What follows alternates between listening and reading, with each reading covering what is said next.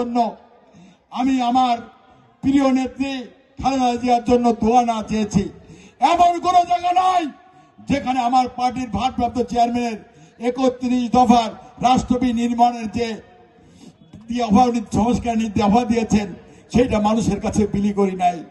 আমি সর্বসময় মানুষের জন্য নিজেকে নিবেদিত করেছি। তাই আজকে আপনাদের মাঝে বলতে চাই, আমি নির্বাচন করব এবং ধানের শীষ নিয়ে নির্বাচন করব। আপনারা আমার জন্য দোয়া করবেন।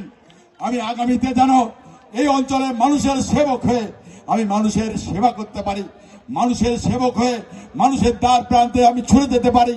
আমাকে যেন এই অঞ্চলের মানুষ আমার কাছে কেউ ছুটে না আসে, আমি যেন তার বিপদের সময় দৌড়ে যে তাকে জানি দেখতে পাই। তুমি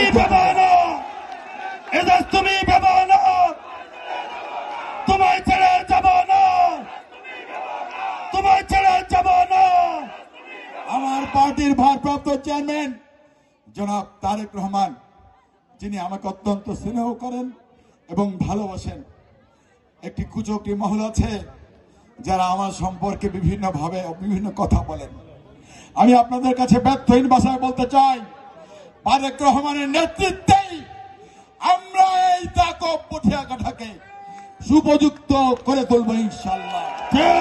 তারেক রহমানের নেতৃত্বে আমরা আমাদের এই সমস্ত ইউনিয়নে জনগণের সেবা দ্বারে দ্বারে আমরা পৌঁছে দেবো ইনশাআল্লাহ।